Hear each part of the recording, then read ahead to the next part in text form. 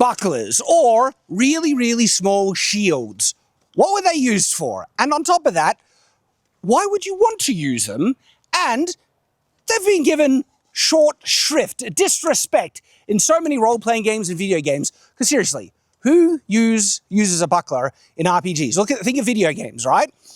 I've seen a lot of video games where a buckler is like the first dinky shield that you find in the game, but as soon as you find something bigger, thrown away, never looked at again. And oftentimes they're depicted very inaccurately. Bucklers in video games are often depicted as just like small, round kind of Viking shields, not handheld kind of boss-like shields that you see me holding right here. So there's a bit to go into to discuss regarding bucklers. I've talked about them tangentially in many videos. This is the dedicated one on the tiny shield, the buckler. Shadiversity. Bucklers! Yes, bucklers. Bucklers! That wasn't planned at all. No! It was so, like, Tyranth was just out here just whacking things with his sword, because he loves whacking his sword. Yeah. Trust me. Yeah, So, sure, yeah, whatever. Bucklers. Bucklers. Now, the first thing about bucklers, when you're asking why, is context, okay? That needs to be understood, because is a buckler better than a kite shield, heater shield? Like, no, but like, there's context. Exactly, that's what I mean. It's hard to say, because it depends what you want. That's right, and what you're doing, because the buckler can do something way, way, way, way, way better than nearly any other shield. Well, bucklers aren't that heavy, right? Transporting. Yeah. Carrying. Very small. Chuck that on your belt. Or over top of, you got your sword thing there, just drop, right there. You don't even need to hold it. Yeah. That's right. And you can even, no, that's Should we show how you use a buckler very quickly? Because like maybe people don't understand why they're so good. Absolutely. Okay, so in a situation where, you don't know if you're gonna need a defensive item or anything like that, and most of your time is just gonna be walking around wearing it, the item that is easiest to wear suddenly jumps up in the preferences, and one of the easiest weapons to wear, historically, is a sword. Yeah. One-handed or two-handed.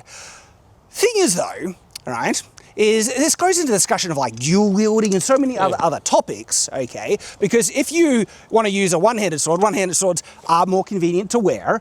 Trust me, if you ever worn a long sword, okay, they can be worn, but one-handed swords are way more convenient. You still have a second hand. What are you going to do with your second hand if you got your main weapon here and it grips, okay? It's grippy. Like, don't shame my sword because it's a little grippy. All right, so you got your sword, okay? And there are a lot of reasons why you might want a one-handed sword, but then you got your free hand. Yeah. Okay. What are you going to do with that free hand? Now, in combat, like a defensive item, that's just logical. The options that you have in your second hand, okay, is usually yes a shield of some type, but then if you're going to be walking around so much, you want a shield that is easy to wear, not too heavy, and still very effective. And so suddenly the buckler comes into the situation quite a bit. Yeah. And then look at this. You got a, duality thing. Now, this is where it comes to effectiveness, because I think the buckler has been, unappreciated a lot with how effective it really is. So did you want to explain how it works? So come up here, we'll show you. Because there's actually a really good way to explain this. So. Yeah, and there's great treatises and historical sources, I-33, 130, people discuss how this. But generally, what you have is you present the buckler forward. If you hold it close to your body, the reason why you don't want to hold it close to your body is because it's a little shield. Yeah. So if I put my sword out like that, your little shield isn't really doing much. But the moment you present that forward, all of a sudden, that angle of attack is now, I'm not able to get him from any... It's suddenly covering quite a bit, like genuinely. You see right here, and then have a look at how much it's covering like that, okay? And so the closer that you get, depending on thing, like out here, okay, there might be, but as soon as you start to move in, right, you can really nullify their weapon and open up for some serious damage. It's just angles and geometry. So that's why having such a small shield may seem a bit weird, but it's how you use it. And all of a sudden, the angles of the blades, instead of going from this, all of a sudden, the deflection point becomes something like this.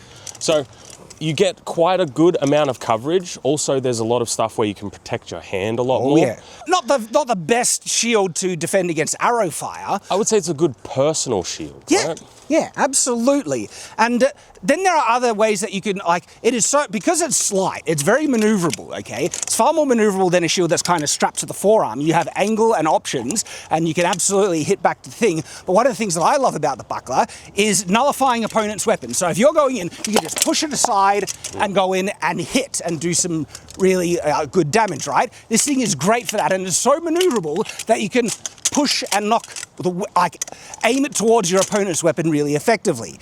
This is one of the most commonly used shields for self-defense. Yeah. Okay?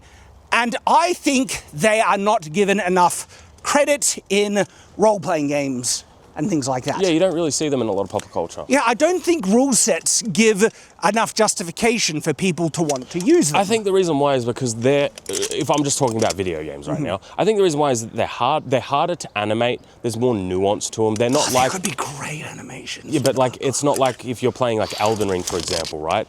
It's a lot easier to just have a big shield to block things, right?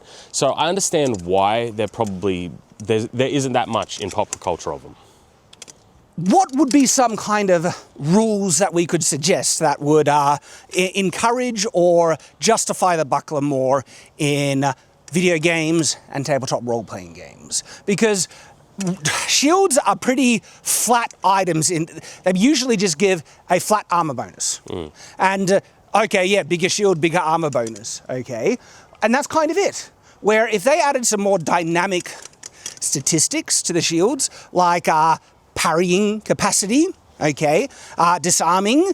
What about an attack bonus? This is such a dynamic shield, right, that utilizes in combat, okay? What if using a buckler not only gave you an armor bonus, but an attack bonus with your weapon? Because it's utilized to make those openings and encourage, you know...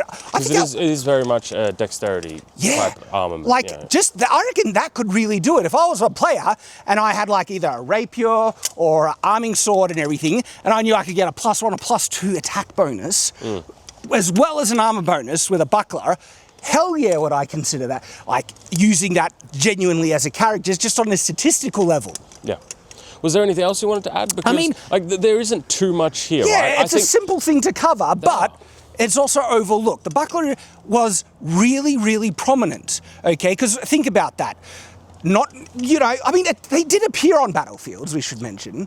But like... solid metal ones, backup things right there. In this week's exclusive, Tyranth and I take a look at the supposed suggestions that people say you should know before you buy a sword. Are they correct? Do they get things entirely wrong? Well, we have a deep dive kind of review, analysis, reaction, looking at what people claim you need to know before you buy a sword, and you get that exclusive for just $1 a month through Subscribestar, Patreon, or channel memberships, and then you help ensure that we get to keep making the content that you like. YouTube has become so unreliable, and the ad revenue is off a cliff. If it wasn't for this support, we wouldn't be able to keep making these videos, but thanks to you, we're still going forward, and then we can make the ones that you particularly want to see, and give it back. So thank you everyone who is supporting us. Hope you enjoy this week's exclusive. And again, all right, when you're going out and you just have one hand sword. Now, here's an interesting factoid, okay?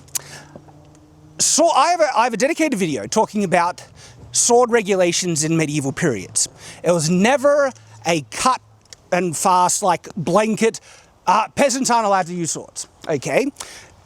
You can check out my full-length video. I go into the detail, but it's really hard to police things in the medieval period when everything is so decentralized, okay? The only places you could really police sword laws are in cities. Now, when there were cities that had regulations on swords, it wasn't on the type of sword, like long sword, what it usually was the length of blade. And sometimes inns, town centers, and town, cities, right, would have restrictions on the length of blade anyone could carry, unless if you had, like, some more weight to your name, some judicial authority behind it. If you're a noble or a knight, right, you could probably be exempt from those laws, hence why longswords are sometimes more associated with knights, because they would not usually have to adhere to the restrictions on blade length. But if a lot more commoners were just restricted, you know, and this was not universal, it was only in a couple of cities. There were some cities that actually it was law to own a sword.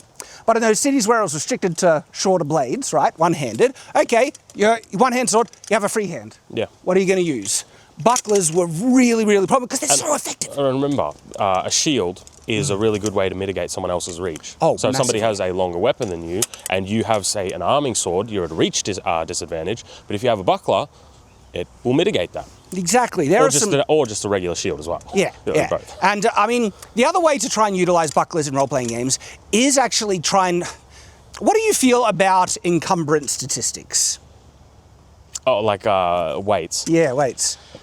They're usually just an annoyance. They're an annoyance, but like at the same time, it's... Yes, I'm okay with them in practice because obviously... I mean, again, they do add if your character realism. is strong enough to like wield a giant great sword made out of absolute stone, then you should be able to carry pretty much everything, right? But I get the general concept because something like that is very light. Well, one of the main things that justified them was how easy they were to carry and wear. They're light. They do require a bit more training, right? You know, they're a little bit more. They're dynamic. They're dynamic. It doesn't take too much to pick up the basics. But you have that weight reduction, good protection, and it can mitigate someone else's reach, which is a big problem if somebody can outreach you. So I think I love bucklers. They're great. Do you reckon the buckler is a better offensive shield than a like heater shield or kite shield? I think that's a personal preference. Well, I think you could generate as much power, so not necessarily more, but you have more versatility in terms of angling and positions to really kind of hit. Now, it's not like if you can get a hit in with the shield, you want to try and hit with the sword instead. But sometimes, because this is forward, you can kind of launch something and get in close. There could be a bonus or bucklers, just statistic-wise, right, perform better with offensive, shield bashing, things like that. Okay, guys, what do you think? What are some ways in which bucklers could be properly represented in video games, role-playing games, to reflect reality and history and how effective these things were in real life? Okay, because they were very prominent, and because they were good, they worked. Right? And that's just that particular buckler there. Like my personal favorite, the Talhofer buckler. The Talhofer buckler. You can get beast. spike bucklers that are just, oh boy, oh boy. You talk about an offensive buckler. Beautiful, beautiful. Let us know what you guys think in the comments below, and check out the video I have on sword laws in the medieval period. What regulations do they have on them? Right there. Thank you guys. We appreciate you. Hope to see you there.